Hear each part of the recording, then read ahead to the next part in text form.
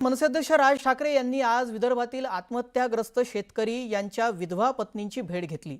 या सर्व महिला जीवाची मुंबई आनंदाची सहल या उपक्रमाअंतर्गत 3 दिवसीय सहलीवर आलेल्या या 26 महिलांची त्यांनी राज ठाकरे यांनी भेट घेतली आहे। त्यांच्या समस्या देखील जाणून घेतल्या आहेत आणि त्यांना मदत देखील केलेली आहे। राज ठाकरे यांच्या निवासस्थानी ही भेट झाल्याचं दिसतंय। आत्महत्याग्रस्त शेतकऱ्यांच्या ज्या पत्नी आहेत, महिला आहेत, त्यांची भेट घेण्यात आलेली आहे। कुटुंबियांची भेट आणि त्यांच्याकडून संपूर्ण माहिती देखील राज ठाकरे यांनी जाणून घेतली आणि त्यांना मदत देखील केली आहे। ज्यांनी घेतले ते बस बाकी उभे राहा वर्ष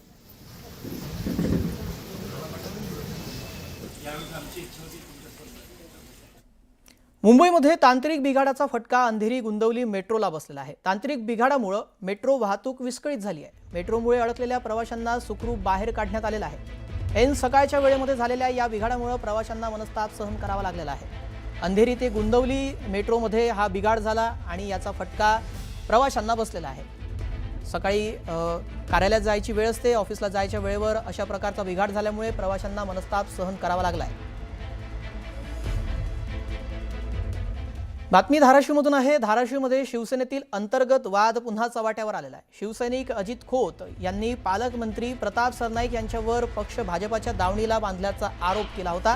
त्याला सरनाईक यांच्या समर्थकांनी जोरदार प्रत्युत्तर देत पुढे टीका केल्यास चोख प्रत्युत्तर देण्याचा इशारा दिला आहे। तसेच जिल्हा परिषद आणि पंचायत समिती तिकिटांबाबतचे आरोपही फेटाळून लावण्यात आले।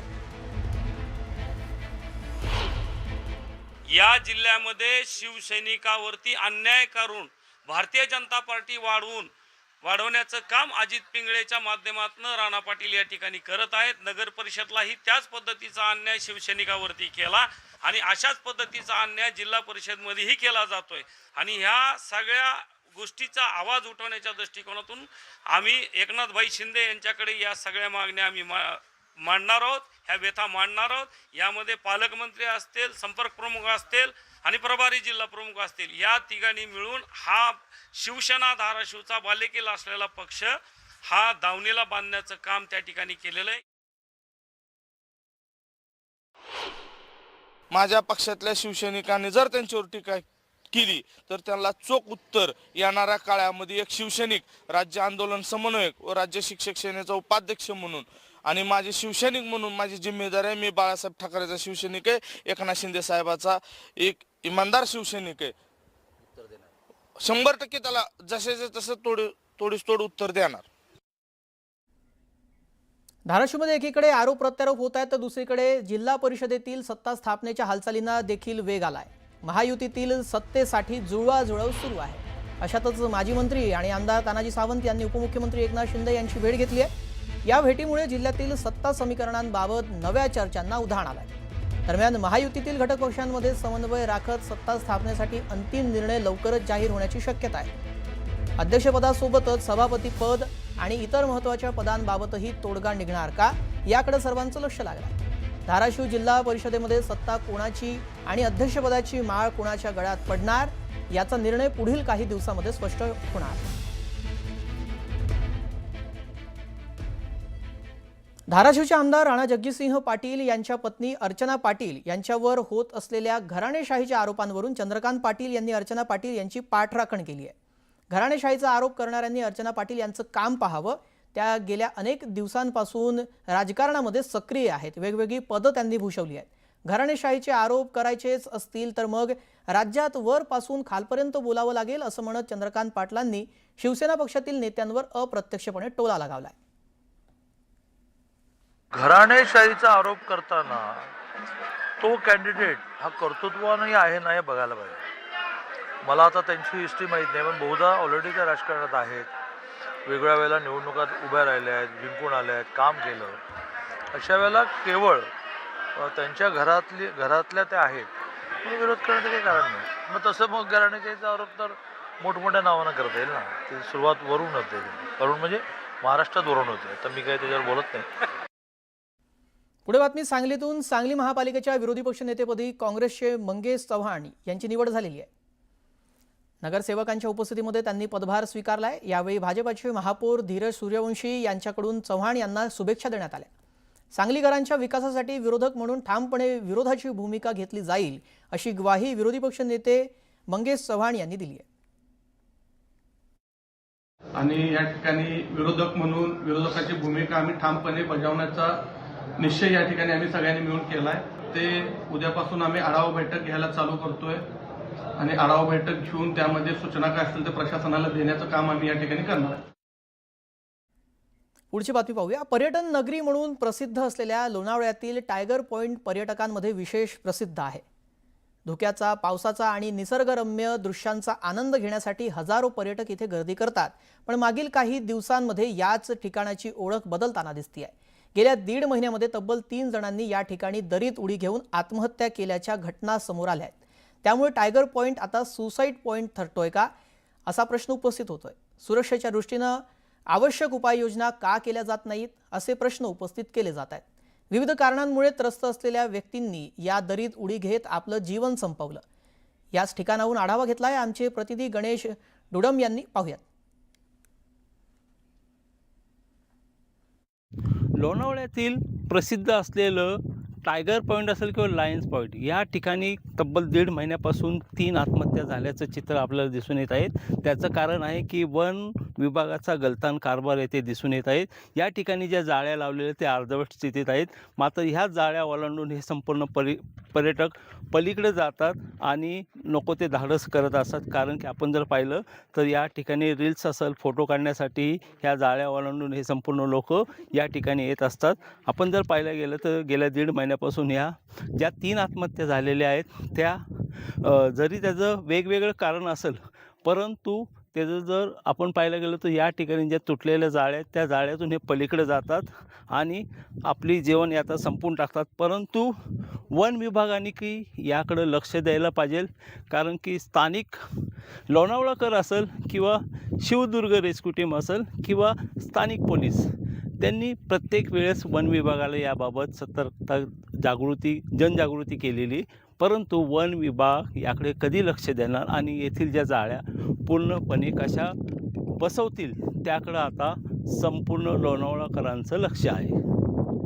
गणेश जुडम, न्यूज 18 मराठी, लोणावळा. पुढची बातमी पाहूया. नांदेड जिल्ह्यातील कंधार तालुक्यातील सावळेश्वर येथील बनावट जन्म प्रमाणपत्र घोटाळ्याचं झारखंड कनेक्शन उघड झालेलं आहे. उस्माननगर पोलिसांनी या प्रकरणाचा तपास केला आणि झारखंडमधील 5 आरोपी ताब्यात घेतलेत.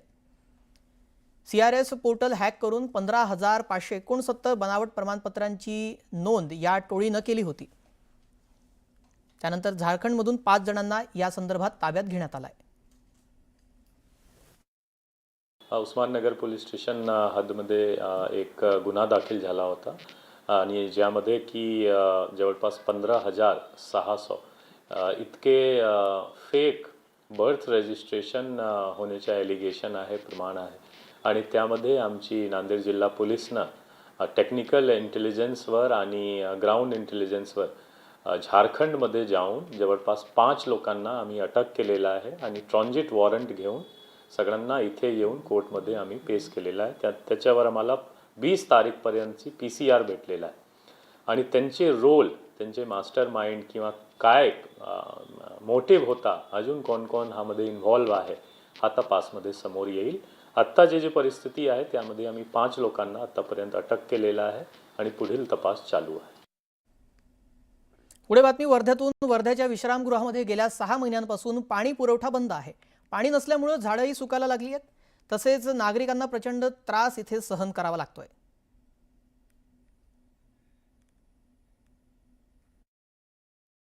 वर्ध्यातील सार्वजनिक बांधकाम विभागाचे जे विश्रामगृह आहे ते दुरावस्थेत सापडलेलं आहे. आपण पाहू शकतो कशा पद्धतीनं हे विश्रामगृहाचा जो परिसर आहे तो गाजर गवतामध्ये वेढला गेलेला आहे. या ठिकाणी साफसफाई होते की नाही असा प्रश्न सुद्धा या ठिकाणी उपस्थित होतो. विशेष म्हणजे या ठिकाणी गेल्या 6 महिन्यापासून पाणी जे आहे तर पाणी पुरवठा जो आहे तो बंद आहे. त्यामुळे या इमारत क्रमांक 3 मध्ये जो नळाला पाणी नाही आहे. या ठिकाणी जे वॉटर कूलर आहे याला पाणी सुद्धा नाही आहे. या ठिकाणी अधिकारी, कर्मचारी किंवा इतर पाहुणे जर या ठिकाणी राहायला आले तर मात्र त्यांना स्वतःची पाण्याची व्यवस्था करावी लागत आहे. विशेष म्हणजे हे सार्वजनिक बांधकाम विभागाचं जबाबदारी आहे या ठिकाणी सोयी सुविधा उपलब्ध करून देणे. मात्र या ठिकाणी जर बघितलं तर हे वॉटर कूलर आहे गेल्या 6 महिन्यापासून विना पाण्यानं आहे.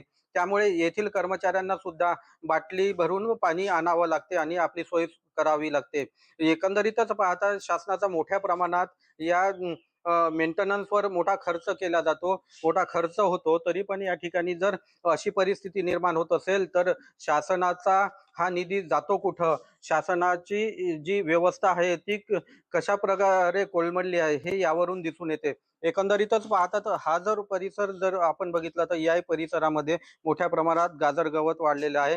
सापाचं या ठिकाणी वास्तव्य असल्याचं दिसून येतं. एकंदरीतच जर हे अशी परिस्थिती या शासकीय विश्रामगृह परिसरात जर असेल तर इतर कार्यालयाची अवस्था कशी असणार याचा विचार सुद्धा न केलेला बरा.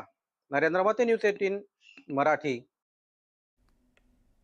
पुढे बातमी नाशिकमधून आहे. नाशिकमध्ये शेअर मार्केट गुंतवणुकीच्या नावाखाली मोठी फसवणूक उघडकीस आली आहे. 20% परताव्याचं आमिष दाखवत 5 जणांकडून तब्बल 2,16 लाखाहून अधिक रक्कम उकळण्यात आली. बनावट वेबसाईट, लॉगिन आयडी आणि विशिष्ट बँक खात्यांमध्ये पैसे जमा करण्याचे सांगून ही फसवणूक केल्याचा आरोप आहे. परतावा मागितल्यानंतर आणखी रक्कम मागण्यात आल्यानं संशय बळावला.